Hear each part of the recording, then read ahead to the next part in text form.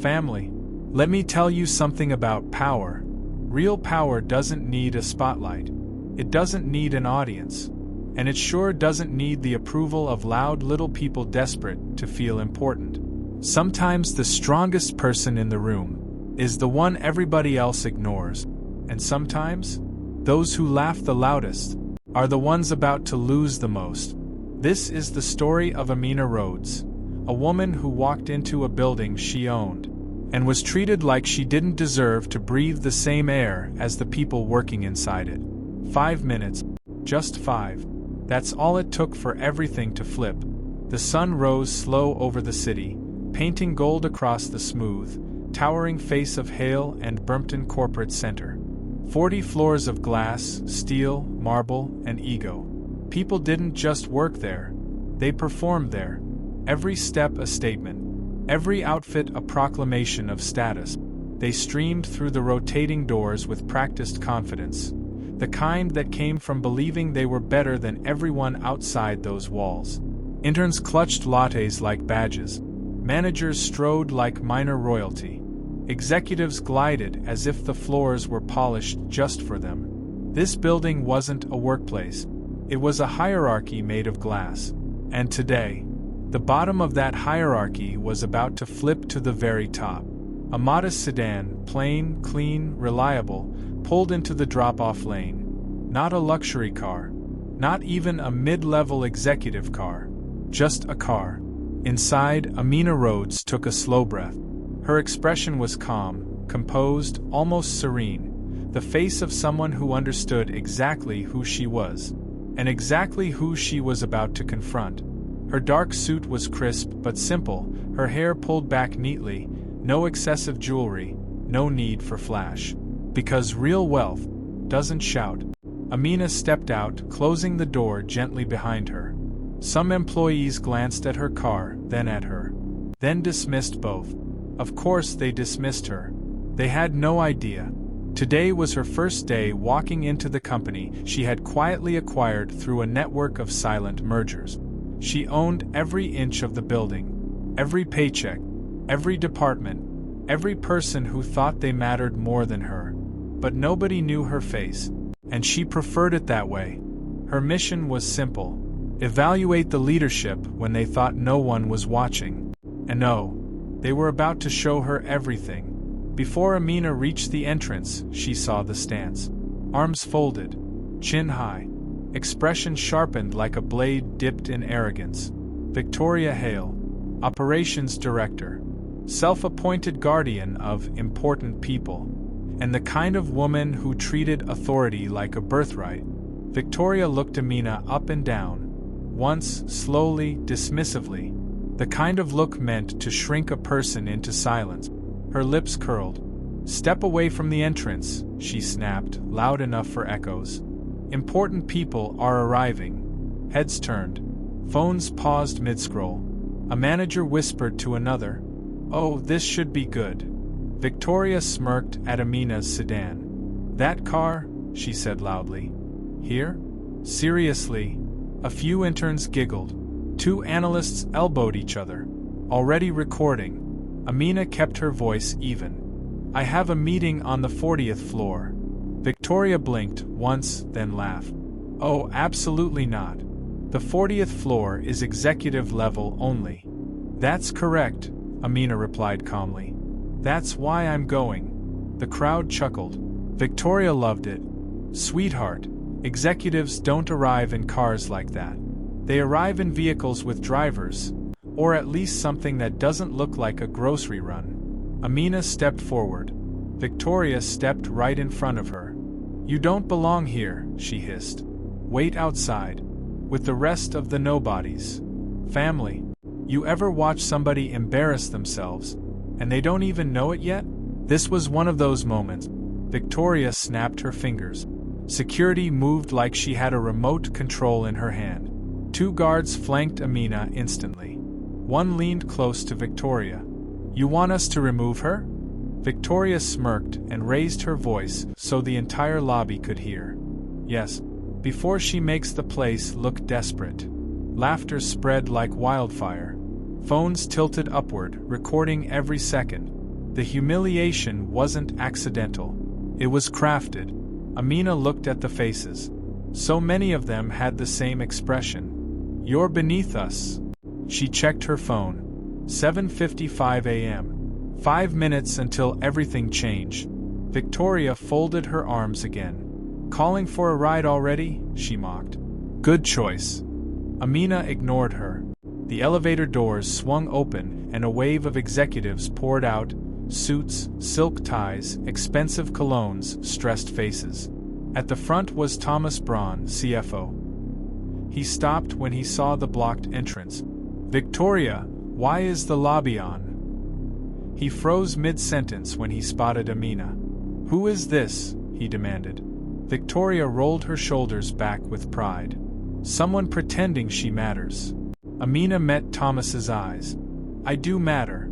More than you realize." Thomas sighed dramatically. "Ma'am, please. We have urgent business. Don't waste our—" Her phone vibrated. A message flashed across the screen. "Board seated. Ready when you are." Amina smiled. "Perfect timing." Victoria groaned in annoyance. "Look, this is your last warning." Amina raised one hand. Silence fell instantly. Her voice cut through the air like a verdict. "I'm not here to be interviewed. I'm not here to be questioned. And I'm not here to be removed." Her eyes hardened. "I'm here to evaluate your leadership." Thomas blinked, then laughed, nervous and confused.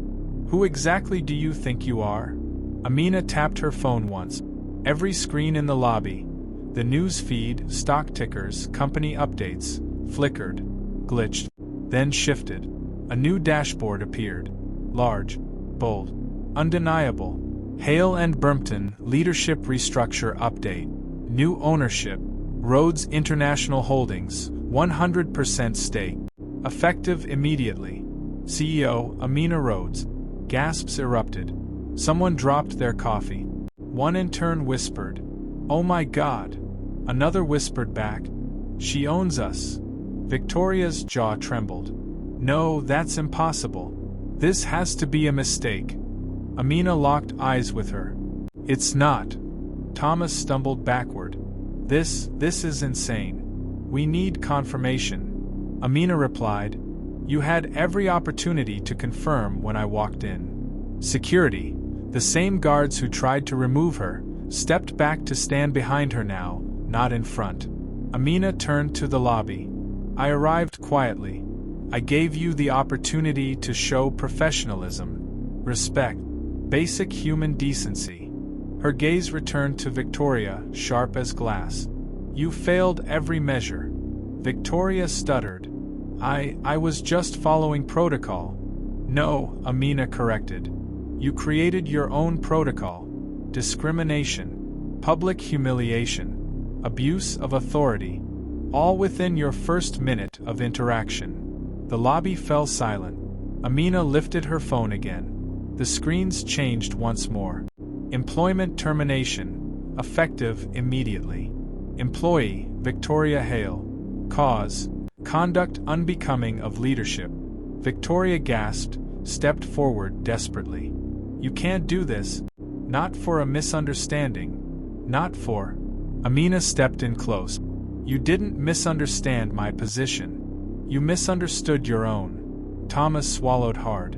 "Amina, I mean, Ms. Rhodes, we can fix this. Please, give us a chance." Amina turned to him. "The board is waiting.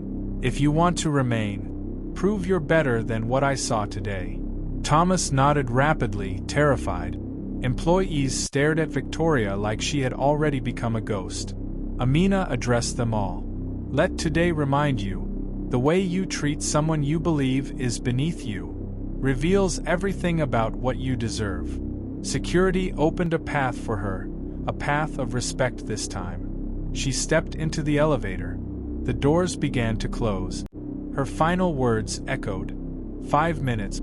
That's all it took to reveal the truth. And just like that, a woman the whole lobby tried to humiliate walked away as their chief executive officer. But family, this is where the story gets interesting. Because humiliation? It doesn't stay in one room anymore. Not in the age of phones. Not in the age of uploads. Not in the age of viral outrage. Someone in that lobby posted the video. And the internet? Oh, the internet had opinions. As the elevator carried Amina upward to the 40th floor, her phone buzzed again. A new notification. Then another. Then 10 more. Then 20. Her lock screen filled with alerts. This you? Fire, fire, fire. Amina, you're trending. Lobby footage leaked. OMG. CNN wants a statement. Victoria speaking to media outside. They twisting the story? Amina's calm expression tightened for the first time that morning. She opened the viral video. There it was. The humiliation. The insults. The laughter. The confrontation. Millions of views. Thousands of comments. News outlets reposting it. Influencers duetting it. Employees panicking in the comments. Victoria crying dramatically for cameras outside. And worst of all, the truth twisted. The narrative spinning. The world reacting before she could speak. The elevator chimed. Floor 40. The doors slid open. And standing there, waiting for her, was someone she did not expect. Someone who should not have known she was coming. Someone with power. And an agenda. They smiled coldly. Well, Amina, looks like the real game begins now. The elevator slid open with a soft chime. Amina stepped out, her face still lit by the glow of her buzzing phone, notifications firing off so fast she could barely read them. Trending #1 worldwide. CEO caught in discrimination scandal? Victoria gives statement, blames new owner. Amina Roads hides behind wealth to bully employees? Broken protocol leads to lobby chaos. Her jaw tightened. Not at the attention, but at the spin. The truth wasn't just leaking, it was mutating. And standing right outside the elevator was the last person she expected to see this early. Richard Hale, Victoria's older brother, co-founder of the company, and the man whose signature still carried weight in shadowed corners of corporate power. His smile was icy. Thin. Dangerous. Well. Amina Roads. Welcome. His tone carried the warmth of a blade. Amina met him with a calm nod. I take it you're here to discuss the transition of leadership. Richard stepped closer. Oh, I'm here for more than that. Every story has a villain. But sometimes the villain doesn't step forward until the spotlight hits the right angle. Richard wasn't surprised by the viral leak. No, he was prepared for it, because in his mind, the company wasn't taken from him. It was stolen. Richard walked slowly around Amina as if inspecting merchandise. So, he said, you humiliated my sister. Amina bristled. Your sister humiliated herself with her behavior. Perhaps, he said. But narratives don't care about facts. They care about who speaks first. Amina understood the implication. Crystal clear. You leaked the footage, she said quietly. Richard smirked. Correction. I allowed it to be leaked. People love a story, especially one where a mysterious billionaire storms into a company and fires a beloved director over a misunderstanding. Amina lifted a brow. Beloved? Interesting word for someone feared by her own staff. Richard shrugged. In business, fear is efficient. Amina stepped closer. In justice, it is not. Richard leaned in. Justice. He chuckled. That's not how corporations work. You bought paper. You didn't buy loyalty. Those executives in that boardroom? Half of them are already texting journalists, and the other half are waiting to see who wins this fight. Amina held her ground. I didn't come to fight, she said. But I won't run from one. Richard's smile vanished. Oh, you will. Before the day ends, you will realize something. This tower may have your name on it now. But its bones?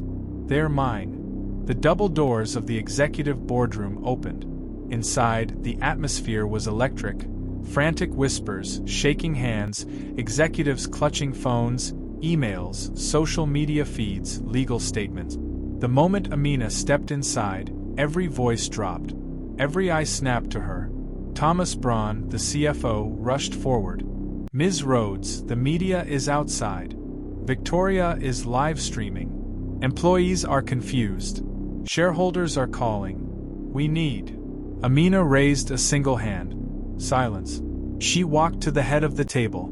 A seat once reserved for the founders. Now hers. She sat down slowly. Deliberately. The room froze. Thomas swallowed hard, then spoke again. We're in crisis. The video. Amina opened her laptop and cast her screen to the massive boardroom monitor. Everyone stared. There it was, the viral clip. Millions of views. Thousands of comments. A narrative spinning wildly out of control. But Amina didn't play the whole video. Just the comments. Brutal. Confused. Accusatory. Divided. Thomas whispered, "What do we do?" Amina looked up. "We tell the truth." A murmur rippled around the room. Richard, leaning against the doorframe, smirked. "How naive," he said. "You think the truth wins? The internet doesn't want truth. It wants entertainment."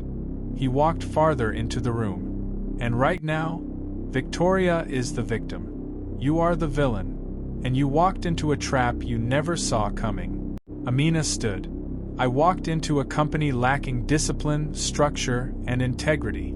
If the truth threatens you, Richard, that says more about you than it does about me." Executives looked between them, unsure who held the real power. Amina pressed on.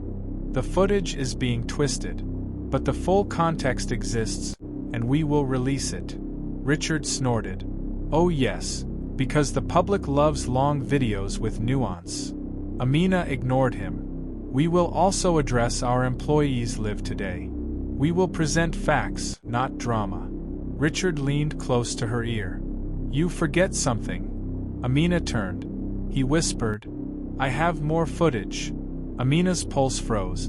"What footage?" Richard smiled slow. "The part where security surrounded you. The part where you raised your hand. The part where your voice echoed. Edited correctly. It looks like you initiated the confrontation." Amina's breath tensed. "You manipulated this." Richard shrugged. "I weaponized it. There's a difference." He turned to the board. "If any of you prefer stability over surprises, you know who to support." Several executives looked away. Some looked guilty. Some intrigued. The battle wasn't just online. It was in the room. Richard had prepared for war. Amina had walked in expecting peace. But peace was no longer an option. "Family, listen to me. When someone tries to destroy your character, it's because your presence threatens their power." Amina didn't lose control. She didn't break. She didn't panic. She did what real leaders do. She recalibrated. Because when snakes reveal themselves, you don't run. You prepare. Amina took a slow, steady breath. The kind a person takes before changing strategy. Then she spoke. "Since the footage is already public," she said, "we will respond publicly." Richard laughed. "You're too late." Amina ignored him again. Turning to the board, she said, "Pull employee records for Victoria Hale." Executives stiffened. "Pull complaint logs. Pull HR reports. Pull every written warning, ignored harassment claim, and misused authority report." Thomas swallowed. There are many." "Good," Amina said. "We'll use them." Richard stepped forward. "This is reckless." "No," Amina replied calmly. "This is transparency." She wasn't fighting fire with fire. She was fighting lies with receipt. Amina continued. "We will not attack Victoria. We will present facts. We will show the full footage. We will show the company where leadership truly failed." Executives exchanged glances. For the first time, some looked proud. Richard's jaw tightened. He hadn't expected this level of composure. He hadn't expected strength without anger. He hadn't expected a woman who refused to be intimidated. Within the hour, Amina stood in the internal broadcast studio. Lights on, cameras ready, employees across all floors tuning in. But outside, The crowd had grown. Journalists, protesters, supporters, curious onlookers, a storm. And in the middle of it, Victoria, pale-faced but dramatic, giving interviews. She fired me for trying to keep order. She embarrassed me publicly. I didn't deserve this. Amina watched silently from the studio monitors, then stepped forward. The producer gave a countdown. 3, 2, 1, live. Amina looked straight into the lens. Calm, poised, clear. Good afternoon, she began. My name is Amina Roads, and I am the new CEO of this company. The building went silent. Amina continued. There has been an incident, and there has been a video, but today you deserve the full truth. She played the unedited lobby footage. Every second, every insult, every laugh, every gesture of disrespect, every moment Victoria tried to exert power she didn't have. Employees watched in shock. Some cried, some whispered, some texted furiously. That's what she did? I can't believe she treated her like that. She always acted like that with us too. This is the real story. Amina then presented the HR report. The patterns, the behaviors, the complaints ignored for years. No exaggeration, just truth. Finally, she concluded. Power can be misused in silence, but not anymore. Not here. Not under my leadership. A pause. Then, I am not here to punish. I am here to rebuild. With integrity, with transparency, with respect. The live feed ended. The studio fell still. And outside, a roar erupted. Some cheered. Some protested. Some argued. The world was split, but something bigger had shifted. Amina had won the truth. For now. As Amina stepped out of the studio, Thomas approached quickly. You did incredible, he said. Employees are responding well. Shareholders are calming. His phone buzzed, then hers, then every phone in the hallway. A new notification, one that froze everyone where they stood. A new video, posted anonymously. Title: The part of the footage they didn't show you. Amina felt her chest tighten. She tapped it open. The clip started with Amina raising her hand in the lobby, but edited to look like she was threatening security. Cut to Victoria flinching. Cut to employees gasping. Amina's voice was distorted. Words spliced. Tone altered. It looked bad. Worse than bad. Deliberately malicious. Then the final screen appeared. Is this your new CEO? Millions of views. Within minutes. Comments exploding. Dividing. Twisting. Turning. Thomas whispered, trembling. Oh God. Richard wasn't bluffing. Amina's phone buzzed again. A message. Unknown number. One sentence. Round 1 was the lobby. Round 2 begins tonight. Amina looked up slowly. Fear didn't show on her face, but resolve did. Strong, cold, unshakable. Family, understand this. When you rise, someone will try to drag you back down. When you speak the truth, someone will try to drown it with lies. But destiny? Destiny doesn't bow to manipulation. Amina's fight wasn't over. It had only just begun. Because the next attack wouldn't come from the outside. It would come from somewhere deeper, darker, and far more dangerous. The boardroom on the 40th floor of Hale and Brimpton Corporate Center had always been a sanctuary for the powerful, an echo-proof fortress where deals were struck, empires expanded, and ordinary people's futures were decided without their presence. But today the fortress was about to crumble. And Amina Roads, the woman the world overlooked, was the wrecking ball. When the elevator chimed, every board member turned instinctively. Every phone hit the table. Every whisper died. Amina stepped out with unhurried poise. Her walk was calm, her face expressionless, but her presence hit the room like a pressure wave. Thomas Braun, the CFO, stood so fast his chair nearly toppled. Ms. Roads, I mean, Madam CEO, we didn't expect. Amina didn't let him finish. You weren't supposed to. Her tone was cold, controlled, terrifying in its precision. You were supposed to run the company with integrity whether someone was watching or not.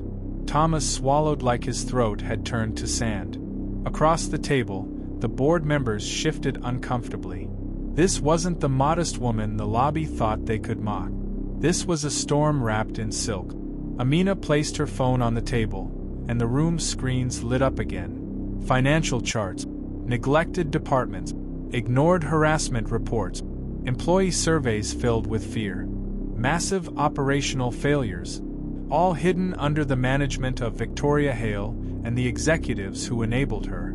Thomas felt his soul leave his body. One board member blurted out, "This can't all be true. Someone must have tampered with the data." Amina raised one eyebrow. "Do you believe the data was tampered with before or after Victoria humiliated the owner of this company in the lobby this morning?" Silence. A silence so complete it felt like the whole tower stopped breathing. Amina continued, "I gave this company a simple test. How do you treat someone you think is beneath you?" The board stared at her. "And you failed." Her phone buzzed again. A message. "Press assembled downstairs. Cameras ready. Your announcement is scheduled." Thomas turned white. "Amina, you're going to announce the leadership changes publicly?" Amina faced him. "You hid the truth publicly. You abused your power publicly. You humiliated people publicly. So yes, you will face accountability publicly." She pressed one button. The big screen displayed a new title. Executive Cleanup, Phase 1. Immediate dismissals. 4 names appeared. 4 careers ended. 4 faces collapsed into disbelief. One man tried to protest. "We can renegotiate, please. We've served this company for decades." Amina stepped closer. "And not once," she said, "did you serve the people inside it." Thomas trembled. "Amina, what about me?" She walked toward him slowly. The board watched, holding their breath. "You," Amina said, "have one final chance." He exhaled shakily. "You will lead the transition, but you will do it under full transparency. Employee oversight, public accountability, open-door policy." Thomas nodded rapidly, relief flooding him. "And if you fail," Amina added, leaning in, "I won't fire you. I'll let your employees vote on your fate." Thomas felt his knees buckle. Amina addressed the board. "From this day forward, we do not lead from the top of the tower. We lead from the ground where people walk, breathe, struggle, and try." She paused, letting the truth land. "This company is no longer ruled by fear. It will be ruled by respect." Someone whispered, awestruck, "She really is rebuilding everything." Just as Amina moved to leave, her phone buzzed again. Unknown number. "Message, we need to talk. You're not safe. Some board members knew about the takeover before you arrived." A second message followed instantly. "One of them is planning something for tomorrow." Amina's expression hardened, but not with fear. With calculation. With awareness. With the certainty of a woman who had battled shadows before. She looked up at the board, each face tense, unsure, exposed. "But Amina." Amina suddenly smiled. Not warmly, not gently. Smiling like a woman who already knew the next twist of the story. The boardroom slowly emptied, leaving a trail of shaken executives and half-finished coffees. But Amina didn't move. She stood facing the sunrise bleeding across the skyline, the very skyline she now owned. Her phone remained in her hand, the 2 messages still glowing on the screen. "You're not safe. One of them is planning something for tomorrow." A lesser leader might have panicked. A lesser leader might have run. But Amina Roads. She adjusted her collar, exhaled deeply, and allowed a small, knowing smile to form. She'd spent her life outmaneuvering people who underestimated her. This was nothing new. But someone was about to learn that the quiet woman with the modest car, the one they tried to shove out of the lobby, was capable of ending empires with a signature. Hale and Brimpton Corporate Center buzzed with rumors. The whole building knew Victoria was gone. They knew several executives were dismissed. They knew the new CEO walked among them with calm fire. But no one expected what came next. At exactly 7:55 a.m., the same moment Victoria tried to eject her from the lobby the day before, Amina stepped through the revolving doors. This time, the lobby went dead silent. No laughter, no smirks, no phones recording for mockery. Only fear and respect. Security stood straight. Receptionists froze. Employees inhaled sharply. Everyone had learned the lesson. Everyone except one. A nervous young analyst rushed up to Amina as she entered. "Ms. Roads, I overheard something in the executive lounge. You need to know." But before she could finish, the elevator dinged. Out stepped Elias Hunter, a senior board member, wealthy, polished, and arrogant enough to believe he could rewrite fate. Yesterday he sat quietly. Today he walked like a man who thought he still owned the world. "Amina," he said loudly, "we need to talk in my office." Employees shifted uncomfortably. Something felt wrong. Amina didn't flinch. "Whatever you have to say," she replied, "you can say here." That irritated him. He stepped closer, lowering his voice. "You may own the company on paper," he whispered, "but I own the people. And I'm giving you one opportunity to walk away peacefully." A few employees gasped. He continued, "You think yesterday scared us? No. All you did was declare war. And I've already made sure you won't be CEO by the end of the day." He smirked. "But if you step down right now, we'll let you keep a portion of your shares." Amina blinked slowly. Calm. Controlled. The type of calm that should have terrified him. It didn't. Because a man like Elias never feared the wrong person, until it was too late. She tapped her phone. A sound echoed through the lobby, a loud, distinct chime. Everyone turned. All the lobby screens suddenly switched to a live feed. Amina's voice was amplified across the entire building. "Mr. Hunter, before you continue your attempted coercion." Elias froze. "I'd like you to watch this." The screen displayed a video. A video recorded that morning. A video of Elias in the executive lounge, whispering into his phone. "They don't know we leaked the takeover. When she enters tomorrow, we'll force her resignation. If not, we'll fabricate grounds to remove her. She's not staying CEO." The lobby gasped. Elias went pale. This is illegal. This is..." Amina cut him off. "No. What's illegal is conspiring to overthrow a CEO. What's illegal is leaking confidential ownership documents. What's illegal is threatening the owner of this building." Security stepped forward. Elias stepped back. "You can't do this," he barked. "I'm on the board." Amina stared him down. "Not anymore." She lifted her hand. "Security, escort former board member Elias Hunter out of the building. His access, accounts, and privileges are revoked immediately." The lobby erupted. Some employees whispered. Some covered their mouth. Some nodded with satisfaction. But one thing was clear. This was no longer Hale and Brimpton. This was Amina's house now. With Elias dragged out screaming accusations no one believed, Amina faced the employees. Her voice carried through the lobby, steady, powerful, unforgettable. "Let today be a reminder. Power is not the suit you wear. Power is not the car you drive. Power is not your title or your salary." She glanced toward the entrance. The same place Victoria humiliated her. "Real power," she continued, "is how you treat people you think you don't have to impress." The room hung on every word. "I walked in quietly yesterday, and many of you revealed your character loudly. Today I expect better. Tomorrow you will do better." A beat of silence. Then, "For those who choose respect, integrity, and courage, your future here is bright." She pressed the elevator button. "But for those who choose arrogance, cruelty, or corruption, your time here will be as short as Victoria's." The elevator opened. Security held the door. Amina stepped in like she owned the air itself. Just as the elevator doors began to close, her phone buzzed. A new message from the same unknown number. Hunter wasn't the only one. The real threat is still inside the boardroom. And they know you're onto them. Amina's eyes sharpened.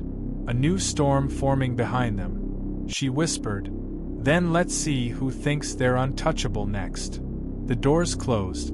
Studio microphone. If this story hit you, if the justice felt good, if you love seeing the underestimated win, then don't leave without doing 3 things. Thumbs up like this video. It tells YouTube this story mattered. Speech balloon comment. Respect is the real power, so the algorithm knows people are talking. Bell subscribe for more powerful, dramatic, real-life lessons just like this one. Because in this world, the quiet ones, the underestimated ones, the ones people look down on, they're the ones who rise the highest.